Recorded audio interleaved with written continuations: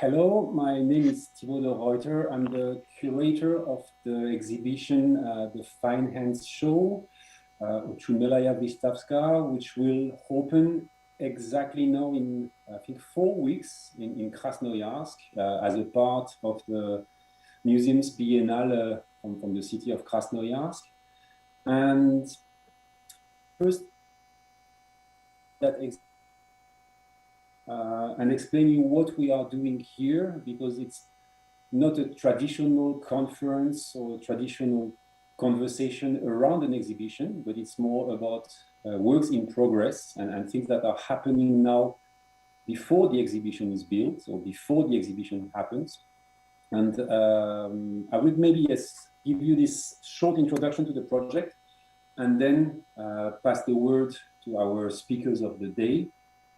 So the exhibition, as a part of the Biennale, will be based on 34 artists from Berlin, I mean, of different nationalities, of different genres, which have sent to the museum in Krasnoyarsk instructions for the production or creation or performance of artworks.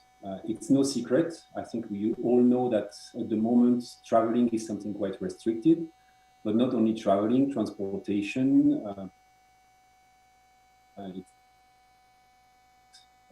influence. And the exhibition was born from that situation, but also from another exhibition from 1971, which is an exhibition I extremely loved, made by Harry Schunk in New York, originally German photographer, who collected in 1971, and that's exactly 50 years ago. So we are also celebrating the 50th birthday of the exhibition called Pier 18. And Harry Schunk, who collected from 20 artists instructions on how to make photographs of a specific place in New York. And this exhibition was a very good example on how we can imagine separating somehow the hands of the artist from the brain of the artist. It's a very violent gesture, and to say, okay, you people in Berlin, you prepare 1 to 10 A4 pages of instructions. Those pages go as a PDF. We see also Bezvershuk, which is the main contact there and working on that project on every day. So we send those instructions to the museum, and the museum produces the artworks. And when I say the museum, of course, what's extremely interesting was not to just deal with too technical or too professional production. So we have, of course, paintings that will be done by professional painters, but there's also a lot of things that can be done by kids. There's several workshops. We are going to produce, I think the museum will produce tomorrow moon dust. Real moon dust will be produced in the museum for the exhibition by about 20 people from the city. And by doing that also, the lovely moment is that we're making a biennale for the city, where probably more people will be involved in the production of the exhibition than the amount of people which are now in Berlin here working and proposing artworks. 2 weeks ago, we had Barbara Breitenfeldner. Last week, we had Gloria Zain, and today we have Maru Mushtrieva with us, which was an artist that I really wanted to invite for that exhibition because, to be honest, I didn't know her about 6 months ago. But when you prepare an exhibition, it's always good to speak with your friends or to speak with other artists, and you say, hey, I'm working on that project, blah, blah. And by coincidence, Brendan Howell, which will be next week with us, told me, but yes, if you work on that project, you should totally ask Maru. She is exactly the person who can do some instructions, who can send something to Siberia. So I opened her website, and I saw on her website that very lovely tiny blue book. The book will leave Berlin very soon by transportation and will be in Krasnoyarsk also with different books during the whole exhibition.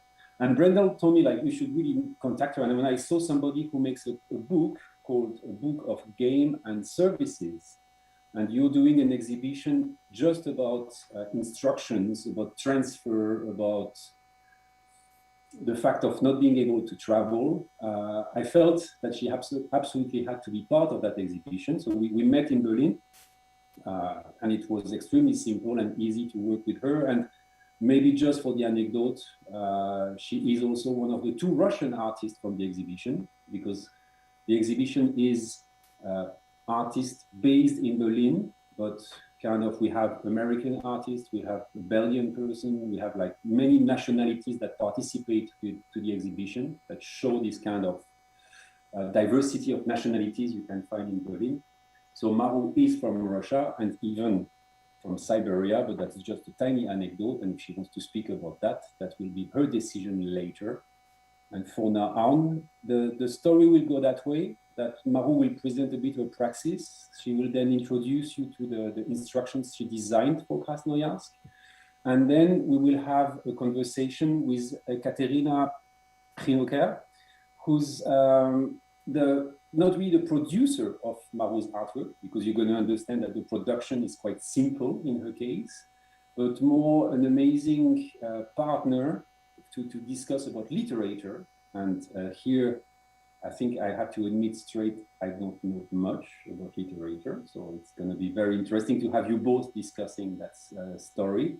And also maybe we will hear about the poetry club from the museum, but that's another story. And now, Maru, if you want to take the table, or if you want to speak, you're very welcome, and that's it. So, Maru.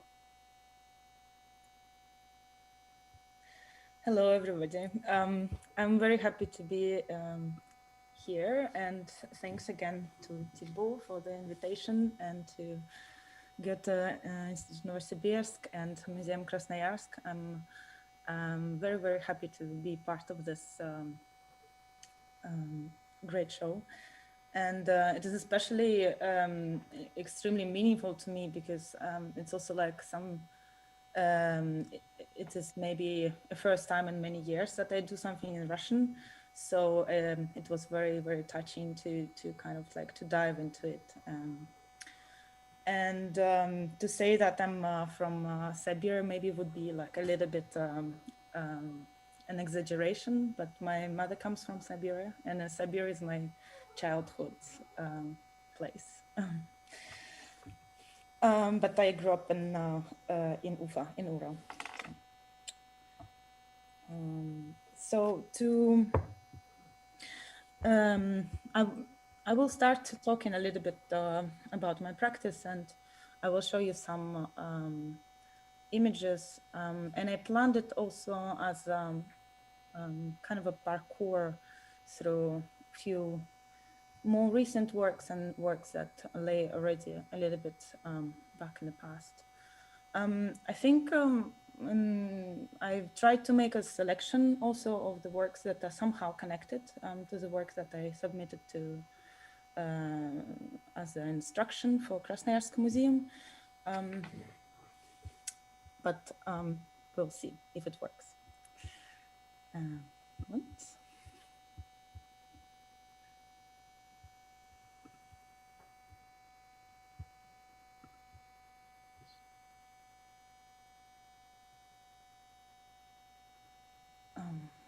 Can you see the screen?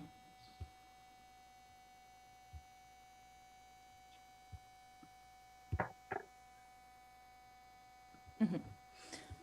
I see, it's a little bit delayed, I guess. Mm-hmm. So I would like to start with the work that is also like very, very recent. It just happened last May, but I think it's also, it's very connected to also to Krasnoyarsk story. But this was made a little bit different. So it was an audio walk that was accessible via QR codes that you could scan with your phone. And then you will receive this kind of image on your phone, and then you could play an audio that would give you an instruction and would guide you through the neighborhood, pointing the direction where is next QR code located. And following a next image, and so the story continues. I think this approach, like to kind of text production, that's not just poetry or a novel, but for me it was extremely important and always embedded in the relationship with architecture and space, as well as the situation that the text is placed in. So these are a little bit, a couple of more images from that show. These are 3D scans of real objects that were made with LIDAR technology. So the story narrates navigates about the history of the neighborhood and touches upon also gentrification processes that happen. So, but in the end, it always reacts to the street signs, to predict the images that you can encounter, and also maybe like overheard conversation. I include like sound and field recordings from the musicians who are normally in that neighborhood, and so on. Well, so and then like kind of coming from this idea that this like text is always very related to the surroundings and to the architectural positions. I need to say that I think in the last at least 5 or 6 years, I was working a lot also with choreographers, and that sounds maybe a little bit strange because, like you say, dance where the text is here, but I think already in the 60s, and 70s, with the development of kind of score writing that is not necessarily a classical musical score, with that more and more and more choreographic practices. And well, now we find ourselves very often in the situations that choreographer tries to extend the choreographic space, and they try to navigate kind of like different areas and experiment with writing, with writing songs, etc. So that's why, in this last years, I was also working a lot with mainly 2 choreographers. One is the Turkish choreographer Begum Ercias, and the other one is Ola Sikle, Canadian choreographer. Well, so, and here they're just like I just put an example, the images, for example, there's this new gallery for dance, New Fears, that also a friend of mine, Julian Weber, started. And he realized that there would be always a dialogue, and there would be like 2 dance works, and it would be like 1 writer responding to them. So this is some excerpts of this publication that appeared also like in January. On the other hand, text production is for me always a social practice. And that's why we, together with several friends, we started a performance event series that's called Low Text. And there we tried to look also at kind of text production, or like texts that exist outside of literature in a common sense. And that's how, and each edition was also developed with different curator. I initiated the series, but then every edition was, we were inviting to artists and writers to kind of instructions, or what are applications or manuals that mean in our world, and how do we also deal with this text, how we kind of cope with the situation of being overwhelmed with such masses of text production that sometimes also very stupid. So yeah, so we started Low Text, and it's been going for like the last 3 years. And inspiration for that, of course, also like for me, come also from Moscow conceptualism, but also kind of like, from starting from working with this text that is actually resist being poetic. But what can we do with it?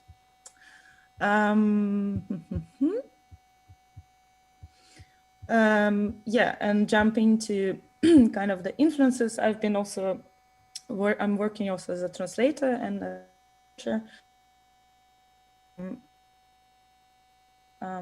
And a few years ago, I discovered this incredible Russian writer, Pavel Ulitin, and I kind of we had a conversation with some friends who are doing this small but very, very beautiful publishing house in Berlin called Zero Sharp, Maximilian Gilson and Anton Stuckart. And they were like, let's translate it. And then somehow we started the research, and I went to Moscow where the books are in private archive. I started to look into this, but these are like incredible books that were also, he wrote a non-narrative prose, but then his books are also quite often collage books where we can see that the text is kind of like almost jumping at each other and like overlapping, and different. And he writes on typewriter or by hand. There are many collages and many quotations, and his relationship to text, I think, like influenced also quite a lot how I see it. Yeah, so this is some more pictures. Do I have still some time, or shall we jump? Yeah, you can, I think, show one or two more examples. And yeah, I mean, I just have a really first question. What did you study? Yes. Sorry. Yes, I don't have a formal artistic education. I come from academic background, and I studied comparative literature.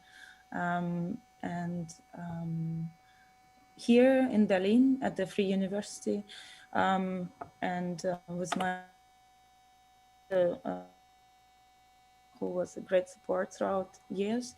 And that's also very, very funny because, like, yeah, I mean, it was also a big influence, I guess, because like him and Sabine Henskin, they went together in 80s to Moscow, and they were hanging out also with all the Moscow conceptualism, etc. And yeah, they collected a lot of archival material and footage from, for example, collective actions, etc., etc. So there's kind of a link or tradition, I guess, that's going.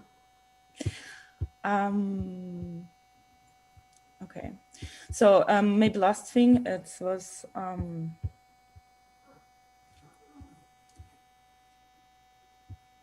yeah, I would maybe just like jump to the book, and that would maybe give a good transition to the next topic. Although.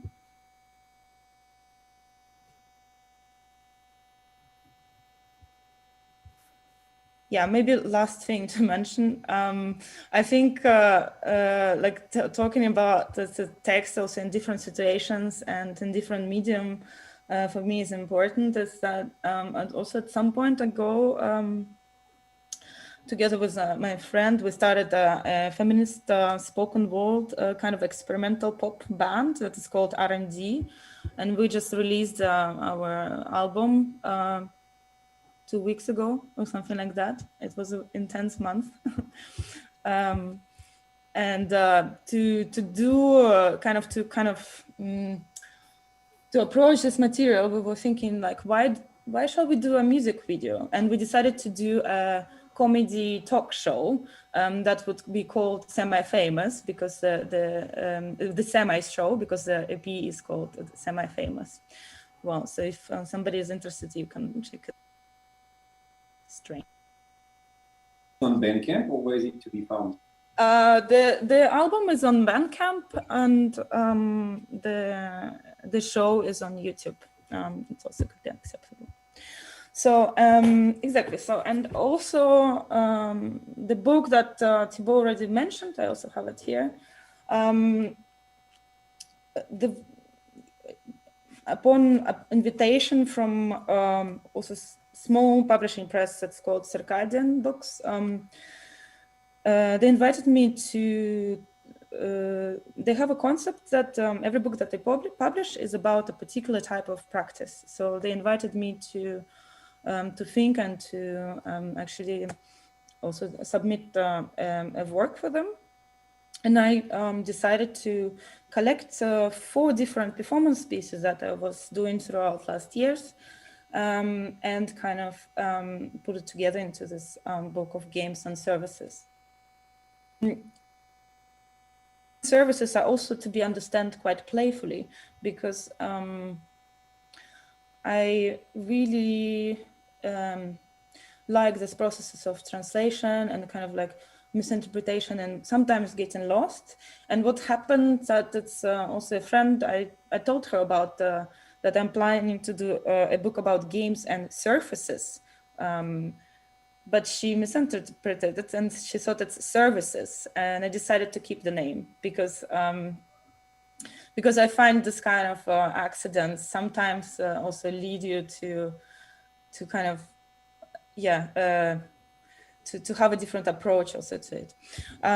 So, and I'll show you this one was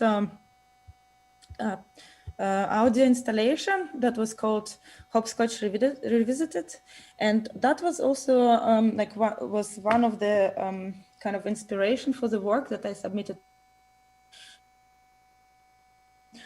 There was a sound recording, like, I mean, the only similarity is that it uses a hopscotch frame. And it was something that I discovered also, that it is very hard to find culture that wouldn't have some kind of analogy of the hopscotch game. So, but then for that one, I was looking into English rhymes that were also some connected to this game, and so these rhymes were functioning kind of like each number is corresponding to a prediction or kind of like a fortune-telling situation. So I used this game and the structure of these rhymes as a sort of a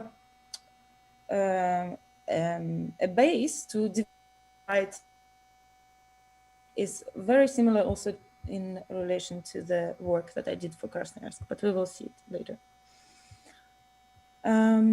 Exactly, and so design was of this book. We were doing like, I would not be able to put it together without also my friend and graphic designer Lyudmila Saveleva, who we worked super closely together, like checking every passage and every paragraph if it's all right. And we were also experimenting a lot with the format and kind of providing also little scores and playful instruction within the book, so it also kind of navigates you with the reading flow. I would just yeah, so this one was also one of the very early sketches of the hopscotch game that I developed for that installation. See, but playful. Some things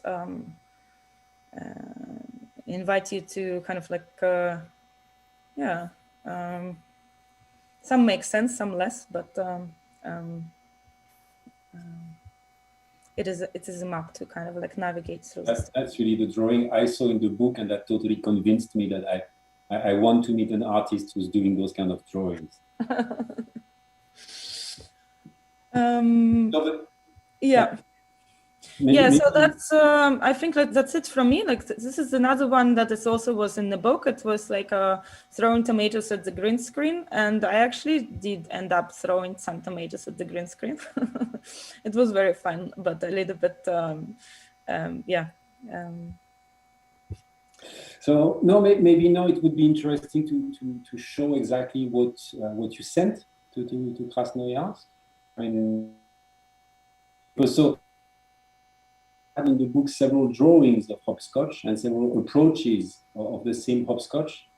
And maybe if you can show the different pages from the beginning, that's not the first page. So showing all the pages. So again, what was asked to the artist, and that was a bit the rule of the game, was each artist sends 1 to 10 A4 vertical pages as a PDF. And the artists the 34 artists in Berlin had the full decision of if they want to send 1 page or 5 pages, if they want to send some drawings, if they want to send some text, if they want to send some photos. I mean, each instructions, and that you will see, of course, later in the exhibition, but also in the publication we will do about. So each instruction is already a very artistic proposition. And maybe, yes, if you could introduce us a bit to your pages, Maru, that would be great.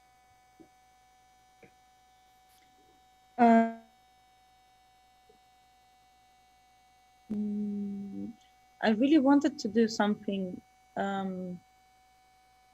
site-specific for Krasnoyarsk. There was a few reasons for that, but as I said, it's been kind of a while that I did the work in Russian, and I was extremely excited about it.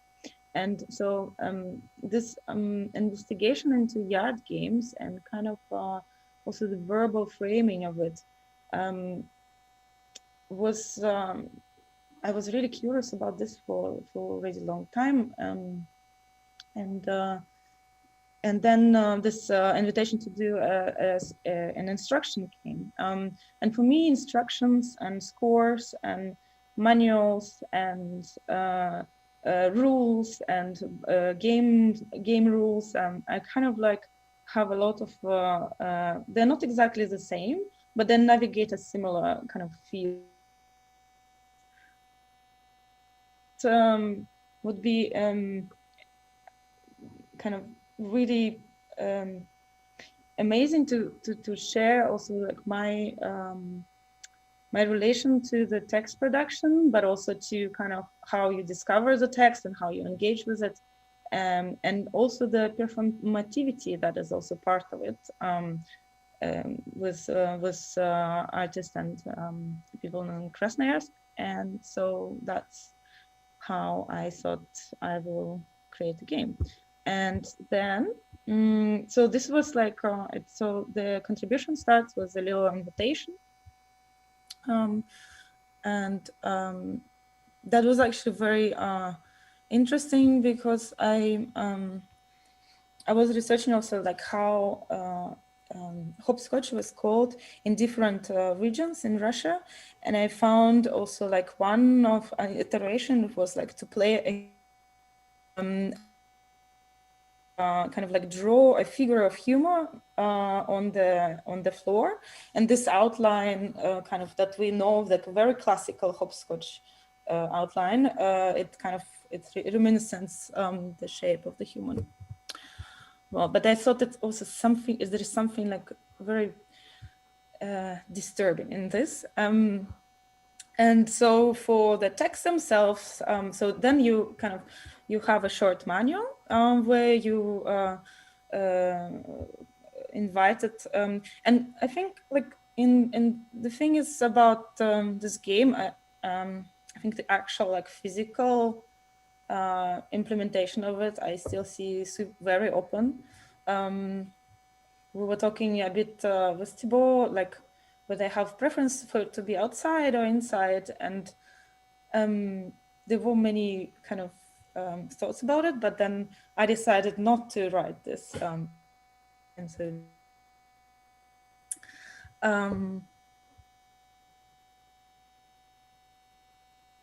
yeah, so and then the next step was like I really think like this. There are many. Wait, I'm gonna show also. I don't know if you're gonna you will be able to see because it will be maybe smaller. But I have here.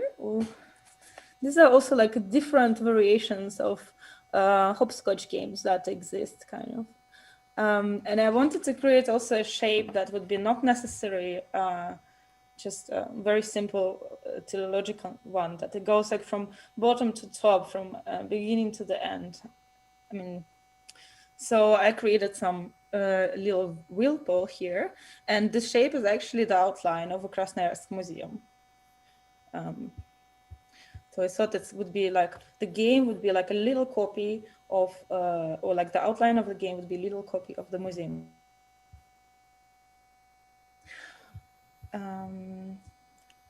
Yes. So and then the game functions like this. You have like a one card, and one card is one side is giving you some performative instructions, and the other side providing you with a little text information. So it's quite often like board games work also like this.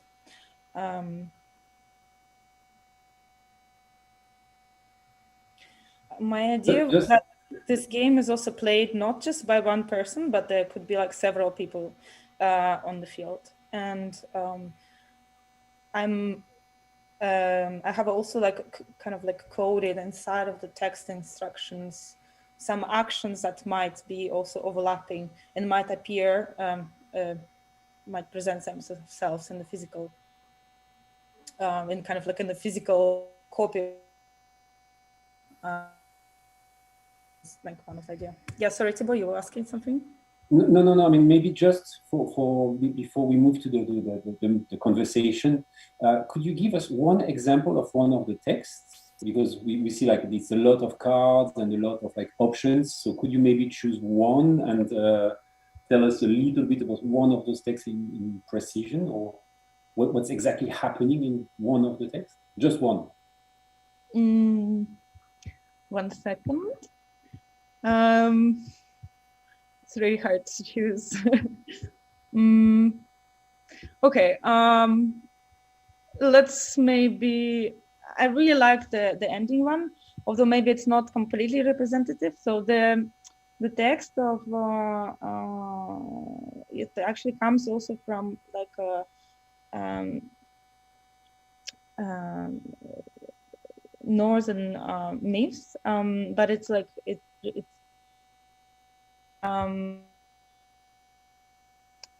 so the person who see the okay, so basically the games are working very often also with kind of like this moments of unexpected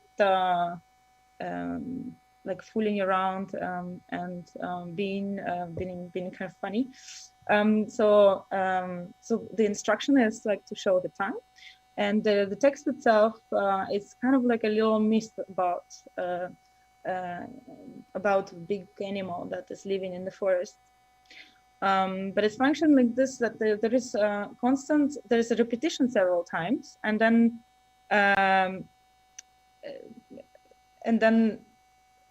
it's kind of like, it's very absurd form in the end, because there's this animal. Okay, I'm gonna talk. I mean, but we don't see it in English. So basically, it's a story about there was a giant animal in the mountains, and it was very tall and long and was always going around with an open mouth, and he had a big paws with long claws. But then one person got lost in the forest, and this animal just ate him. And people were starting to look for him, and then to kind of draw the attention of this animal, they were shouting, "Look, I'm so fat and tasty, and you can eat me." And then the animal got very happy, and then opens his mouth, but it like opens so wide that he cannot actually close it, and so the upper part of the mouth is just like touching his back, and the lower bottom part of the mouth is reaching his chest, and so animal just like gets stuck in the incapacity to kind of to move, because so there is this thing what happens with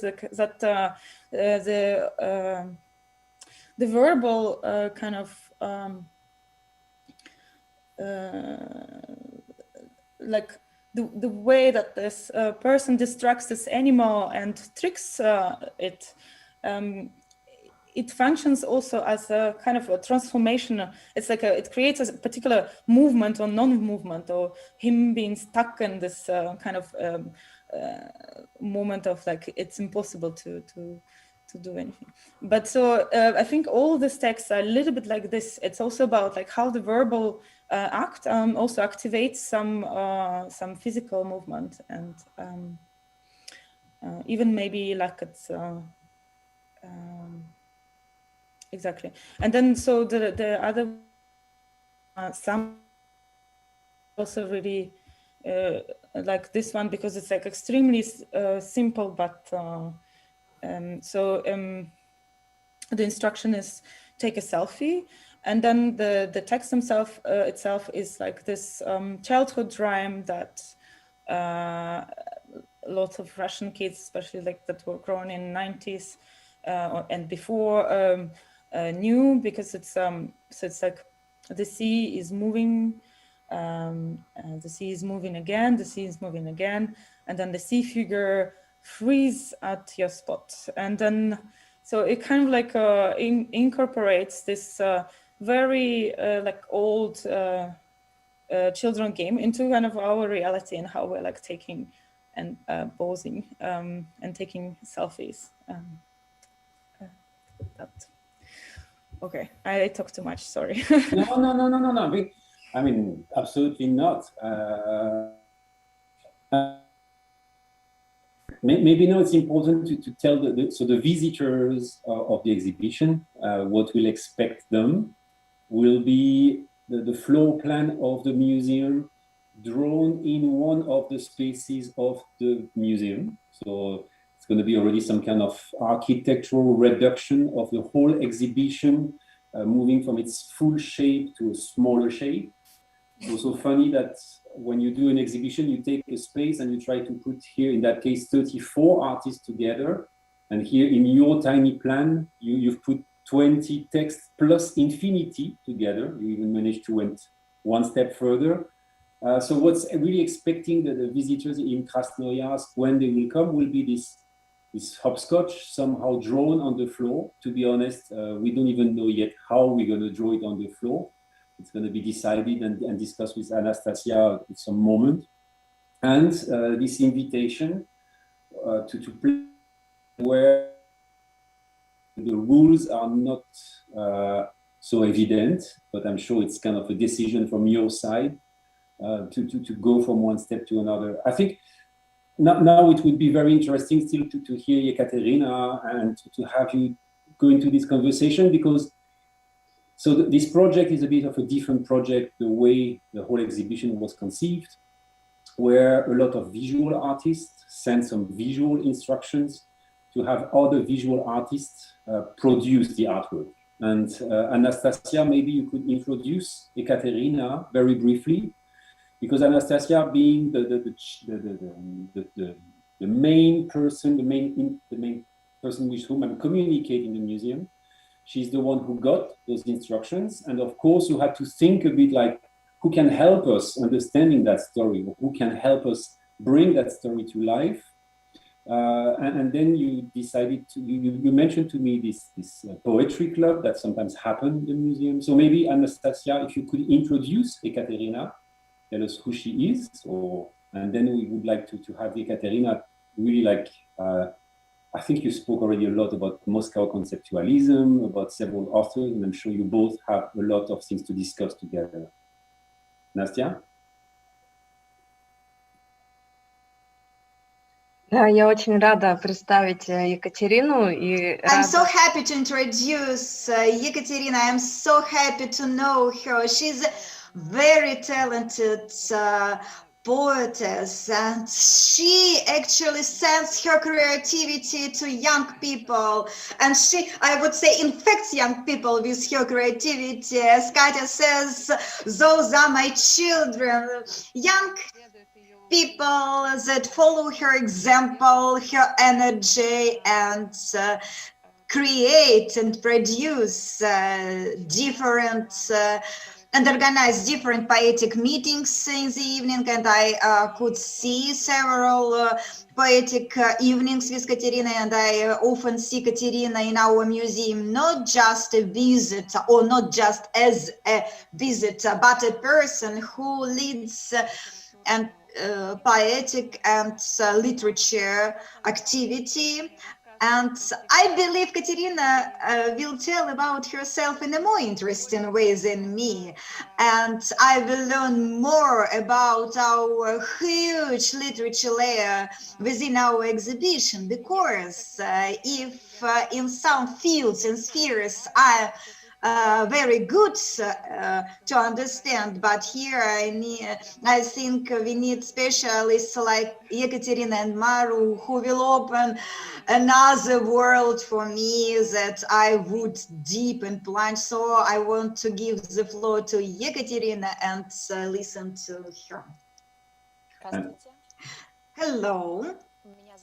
My name, let me introduce myself again. My name is Ekaterina. I'm so grateful for inviting me and giving me the possibility and opportunity to take part in the exhibition. I host Poetic Studios, Anastasia said, and we created another instruction regarding the poetry. And speaking about work of Maru, I would like from the point of already prepared spectator and audience, because I have a row of questions and interpretations, and it would be interesting for me to know what ideas we can discover together with the author, with Maru. And if you allow me, I will start our conversation. Can I? Yes, sure. Хорошо, отлично. Конечно. Great, конечно.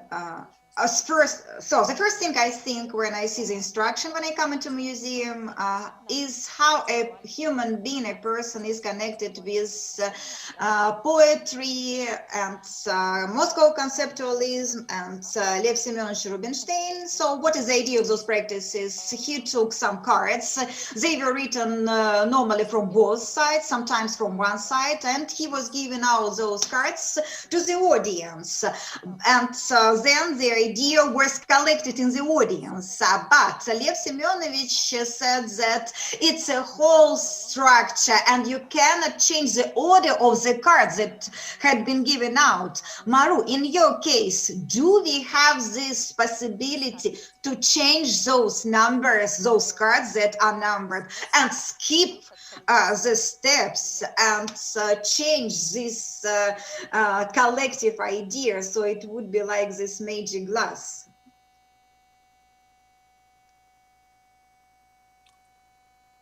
Maru, I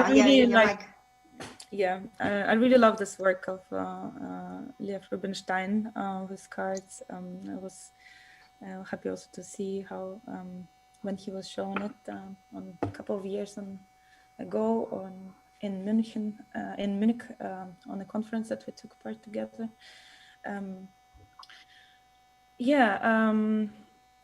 I think the choice to mark these fields with numbers was motivated by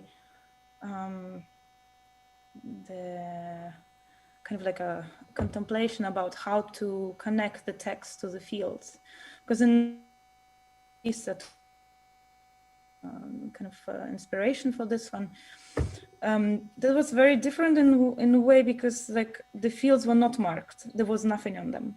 But once the person would step on the field, they would hear an audio recording, and once they moved, the audio recording would change. So to kind of like to go through it, to experience the whole text and the whole installation, they would need to also figure out how long, like what happens. So for me, it's like much more interesting to although sometimes it works, sometimes it doesn't work, and there's always like this risk that some people kind of like decide to engage with the whole text, but some just like come, check the cards, go out. But I think this kind of level of freedom in interactive installations is extremely important. I would not like to to force people to stay on the field through the whole cycle. I think for me it's very Lev Rubinstein work. It's completely So kind of it's also kind of like in a way interactive, because you also hear kind of like the echoes of laughter of the people who just read the cards before you, and you kind of like keep up to. So there is the kind of like this different chains that form, and also like little actions. But I think like once it's like in this kind of open field and then you need to enter it, I would prefer to have as little somehow. I don't want to force people to do stuff, so in that way. Does it answer your question? So you can also just take one card, read it, go out. That's it.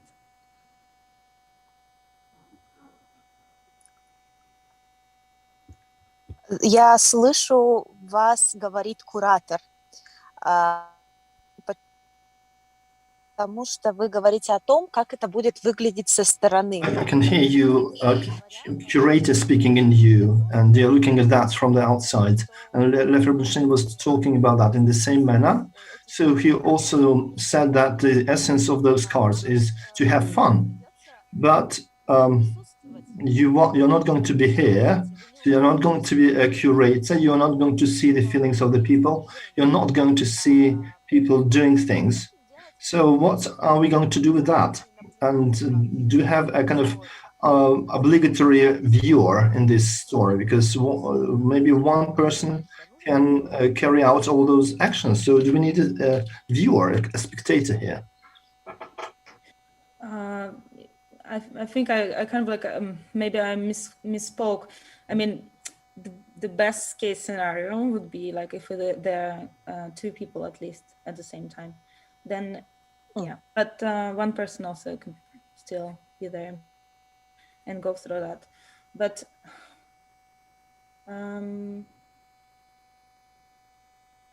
I think it's, I think this text, I would not say that, also, like, if I compare them with my more, let's say, that texts that are moving kind of closer to poetry as such, to real like poetry, or like there is kind of there is not really like a clear border between them two, but like there is a tendency maybe, and I treat this text as something for people to collectively experience and then just to have fun and play with it. And also, if the kids could join, it would be also incredible. But I don't know. Like I will see some kind of documentation maybe, but I don't need to control it. Like it can also, yeah. Дело не в контроле, мне кажется, дело скорее просто в таком активном наблюдении. As I understand, it's not about control, it's about watching things actively. When we're watching a performance, we'll become part of that performance, and also we can acquire some important meanings. And I also heard mentioning of children. You mentioned children, and most texts which we are reading in the instructions, they're not very well known today. If the children of the 90s and the 80s may find those rhymes, and then the contemporary children will have no clue about what kind of texts these are. So what about this interaction, and what do you think, what kind of thoughts can be moduses can be dependent on the age of the viewer, of the participant? That's a very good question. I mean, I thought about it a lot. And I think like also the reason why to work with this text, or why bring them back, it's also maybe partly that, because they are yard game rhymes and this kind of old folkloric games. They tend to almost disappear also from they're of course replaced with other new narratives, which is amazing and great. But somehow I find them find them, I find them very, really like disturbing somehow, because, well, when you also look at that, the material that they are consisting of, they are very often also linked with all kind of mythology and some kind of like magic spells and predictions and etc. So this material is not such a innocent one. And also these yard games, they were then in the Soviet Union, then they were kind of like played mainly by children. But if we look like back into the history, they were not really a clear separation that these games are for children, these games are for adults. It was maybe like 2 or 3 different circles, depending on the age of the people who were playing them. But it wasn't, it was something that was shared between all the ages. So I think it's, I'm very curious how it will develop. And then maybe like coming back to your question about this kind of performativity. Yes, everybody who enters this become a performer. But I would prefer to think about it also like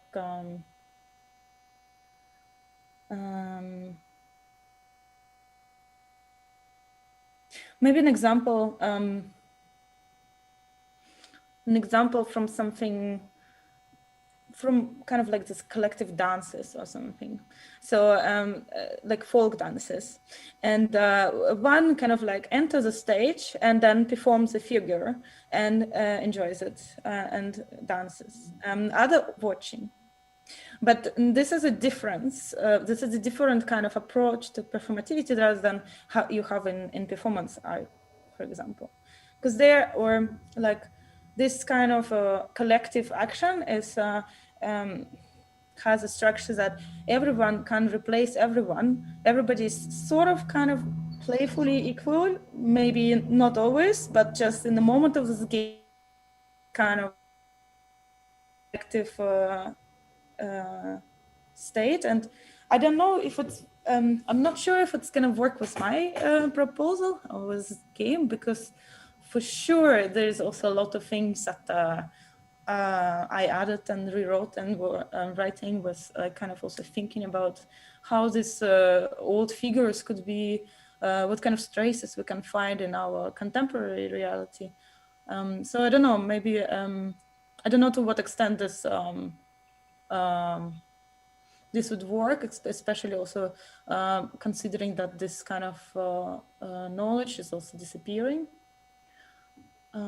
But I think still that something in the way that the words are organizing and also in the rhythm and that they are done, you have also a sensation that there is something is different about this textual material, that it's kind of folkloric mode of thinking, or like kind of as an proverbal almost, or old saying kind of text. So let's see, yeah. Это очень здорово на самом деле. That's very interesting, and I think that the whole story about the folklore motives, which are kind of sinister, it's absolutely normal. So it's really fine. We know all those stories and fairy tales about cruelty, about how not to make things. So there's a child gets a warning that, well, that's what you shouldn't do, and that's what is going to happen to you. But I understand that the essence of your project, and you have mentioned that, is the addition of this mystical element to this thing, to read out a spell and to expect some kind of continuation, and maybe this can be called a ritual dance. And this ritual dance has probably got some interesting effects. And maybe, why do you call it a dance? No, yeah, so we will see, I guess. We'll see. Yeah, so I think this question is connected to kind of, it's also another topic that I worked before a lot, and it is a topic or like a question of what is the contemporary rituals that we have now, and what kind of sense of collectivity existing. And so it was like a little bit on a different kind of, it was a bit of different work and different conversation, but there I was thinking, this is also actually part of the, it's one of the texts in the book. It's called Scratching the Surface While Taking a Selfie at the Seashore. So there, I was asking these questions like, what is a collectivity and like, what's a ritual? And at the same time, feeling extremely frustrated with some kind of like practices of shamanism or like mysticism or like all this like new age practices that that are very often connected more to inscribing a person back into the society and making the person more effective and kind of like functioning, rather than actually going deep and kind of connecting with this old practices like yoga or so on. So I think I think it's like actually it's kind of a mix. It's a mixture. Like I'm very cynical about this prediction stuff. At the same time, I'm fascinated about it, and I don't really find like I don't really understand where I am. It's always shifting. But I think there's definitely yeah, we will see. Ну, собственно, я понимаю вашу циничность, но... Yes, I understand. While you say you're cynical, it is a bit surprising to me, because if you think about shamanic practices, you have art coming out of it, because obviously art is developed by our consciousness, which you can't be touched, and as shamanic practices as well. So I'm very interested in this, to hear that that is influences you as well. Although symbolism went through many years ago, but it is also impacts it, and I'm happy to understand that. That's why I would like to ask you a question. In the center, in your figure, you've got two eights, one kind of regular 8, and then in the middle of that is a sign of infinity. What happens if you just drop into this? And I feel fear. I understand that this is your shamanic practice, slightly esoteric sculpture. Of course, you have this esoteric element, and if you jump into this infinity sign, I would be very wary about that. So what happens in this case? I don't know, maybe there was some kind of like mistranslation or misinterpretation, but I didn't say it's like a shamanic kind of work. But I think for me it's kind of it's a work about... Окей, извините, что я просто... Sorry about that. As my interpretation, you have said that there is something sinister in it, something folkloric, and what it means. What does this symbol mean? What happens to a person when he jumps into this sign of infinity in the center of your figure? These new forms of collectivity, new habits, and signs, they're important. So what is infinity? The sign of it, sorry, the sign of infinity is the only one also that has no text, no? I think if you jump in that sign of infinity, you're just gonna vanish. Да. You're just gonna disappear. You will be gone from the exhibition. You will just like jump in there and pooch, like by magic, you will be... No, sorry, I'm answering for you, Maru, but I mean, it's a super dangerous jump. Jumping in there, I will not jump in there. I stay far away from that infinity sign. I would like to maybe like... Я тоже, add, я тоже. me about Me too. It's frightening, and I don't really understand what the artist wanted to say, and I have to imagine it myself. I really have to understand that it's a kind of a future, maybe or the past, or all text in one. I think I chose to place infinity sign also to kind of show that it's yes, it is a figure. Yes, every block is coded with one text, but everybody is also invited to keep on writing and to keep on jumping and inventing their own. That's it. It's as simple as it. And I think like with this whole I don't know how to explain. I think the whole fascination was also like this folkloric or mythical material for me. Also, I think maybe it comes with the structuralist actually approach to analysis of the fairy tales and etc. So it's very formalist, but at the same time, I think there is still some kind of magic. But I don't. Yeah, I don't know, but maybe it happens also because it is something about the literature or text practices that becomes very kind of it's all in the head, and then so maybe the magic actually happens when it gets out, and it is also felt in the body, and through his body it is activated, something like that. Еще, да, здорово. И еще... It's very interesting, and somebody is going to say something, no? No, go ahead.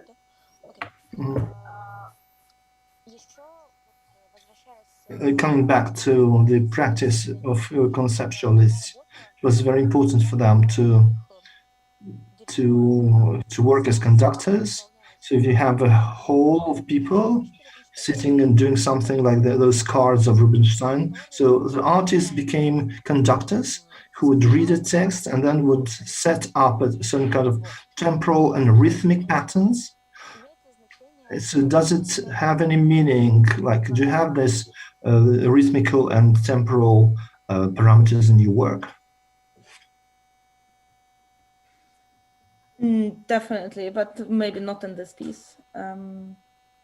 We have also like a project with two other friends, and we have three writers and poets, and what we do, we kind of assemble the text together around one topic, and we read them together. So we kind of start to form also melodies and kind of resonate in each other's voices and texts, but we kind of like alternate, and then at some point we merge, and there's also like a choreography that is usually a part of it as well.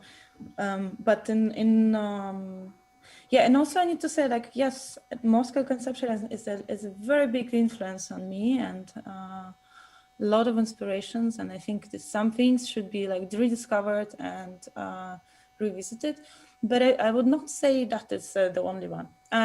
Like for me, like the kind of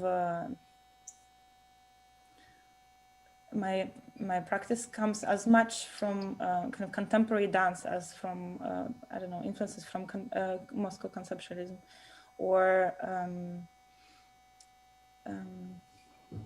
Я вообще на самом деле нашла в ваших текстах. Actually, what I found in your texts and the way that can be interpreted, some kind of earlier practices which were typical for Soviet dissident poets. I don't know whether you rely just on the Soviet poetry, on the world poetry as well. You just tell me about that, and I think that everybody uses it worldwide.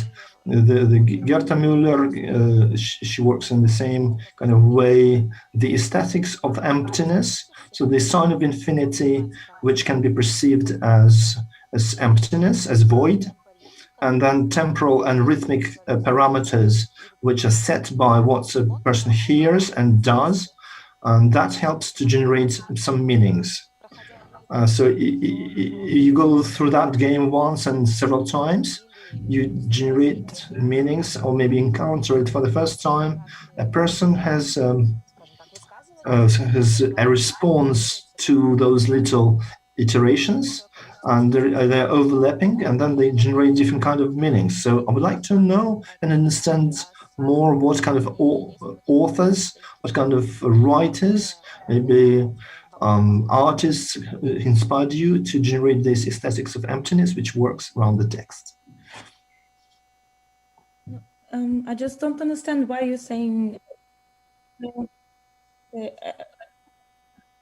emptiness. It's not emptiness, or not continuity.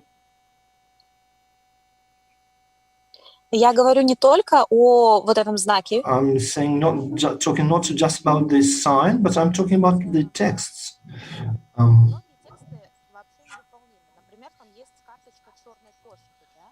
So there is a card of the black cat.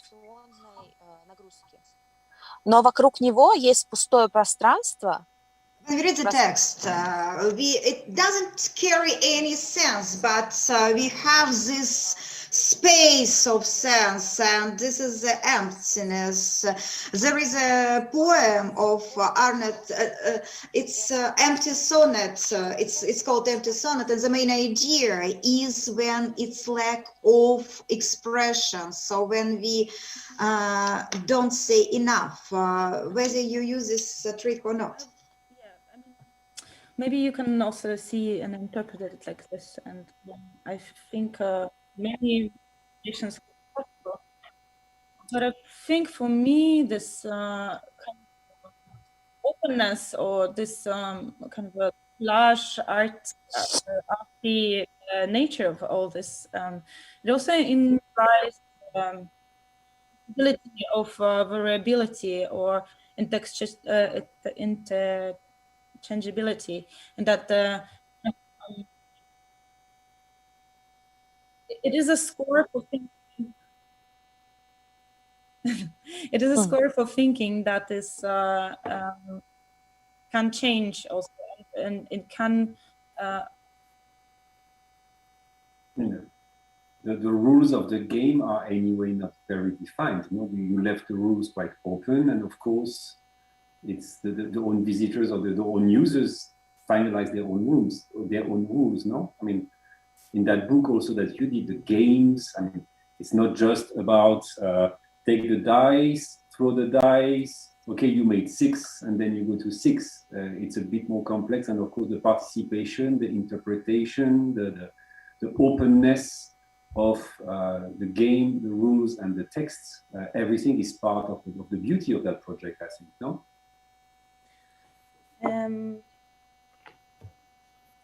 Yeah, and I think, I mean,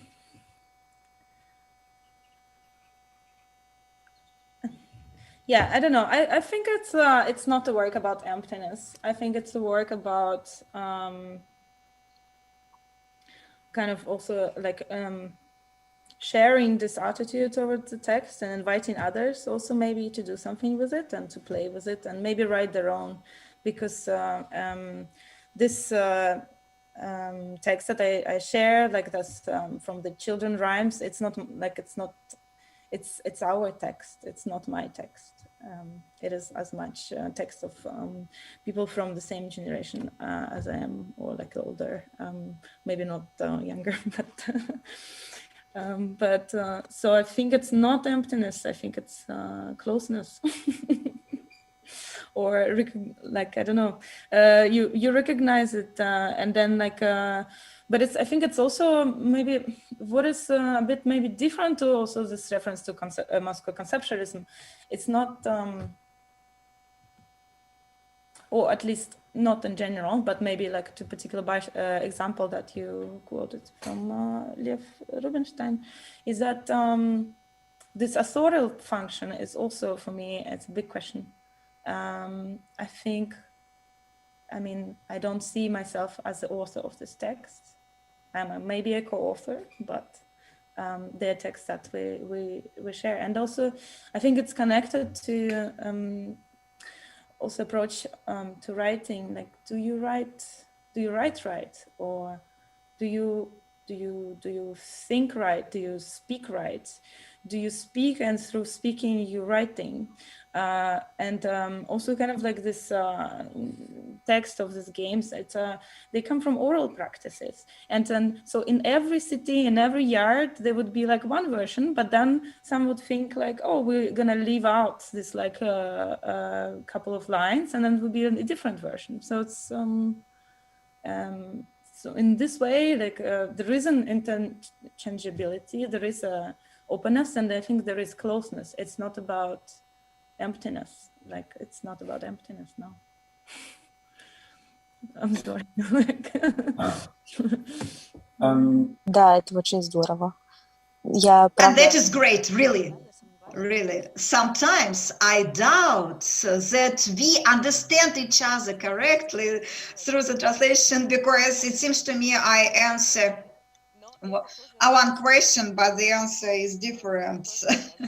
But I think it's like interchangeability that you are talking about. It's very important that you answer my question and that you mentioned that it's not about emptiness, really. So I'm very, very inspired by the idea that you put into this text, not into the text itself, but to the whole practice, performative practice. And thank you very much for that, because I think that Russian art very often, at least 20 years ago, it was an art of sadness, I would say, but now you bring to us that reminds us what good and positive we had 20 years ago, this child's perception of the world. Thank you for that, for this positive.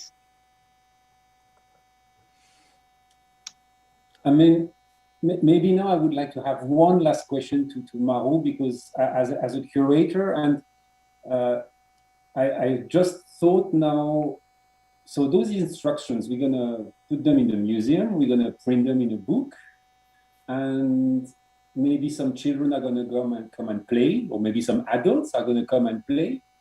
But maybe also in 1 year, some people will remember playing that crazy game, and they will kind of start remembering those rhymes.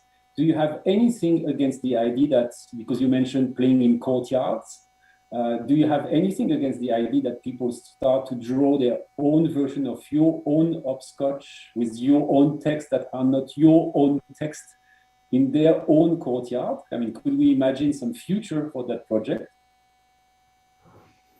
Yeah, I would say also this is like to be considered as an invitation to create and to collect the shapes, the contents, and etc. So the way that, I don't know, maybe somebody could bring their own vision of it. It's a great idea. I mean, it would be great to have a piece of an exhibition, you know, that exists and exists again and continues to exist, and we don't even care about it, or we don't have to do anything for it, because maybe you, Ekaterina, you feel like, okay, I can reenact that piece and bring it further, and etc., etc. So maybe also in the future, and not in infinity or in the future, simply the piece will continue to exist, and I would be very happy about that. So we're a bit out of time. I'm sorry, but I'm going to have to interrupt that presentation. I think it was super amazing. I really enjoyed it. I mean, I think it's very, again, the visitors of the exhibition will see that, but I wanted as a curator not just to make an exhibition with a few paintings, but to have like so many diversities and so many practices that represent what is contemporary art today. And I really totally think that this approach of literature, performative literature, is one of the possibilities of doing art. And I invite the visitors to come now on June 17, because I think, Nastia, it's June 17, the opening, no? Yes, on June 17, we open in Krasnoyarsk, in the Museum Plochat Mira, an exhibition where you will be able to play an amazing game. Still, be careful with the infinity sign and don't jump on that one. I think it's a very bad idea. I think it's a very, very bad idea. Thank you very much. I would like to thank also Ekaterina for her super thoughtful questions. Really appreciate that. Yeah, without you, we couldn't have been doing this lost in the translation communication. Спасибо за участие. Мне с вами было очень здорово. Thank you very much for the participation. It's been great to join you. Thank you very much. Thank you. Пока. Everybody, bye.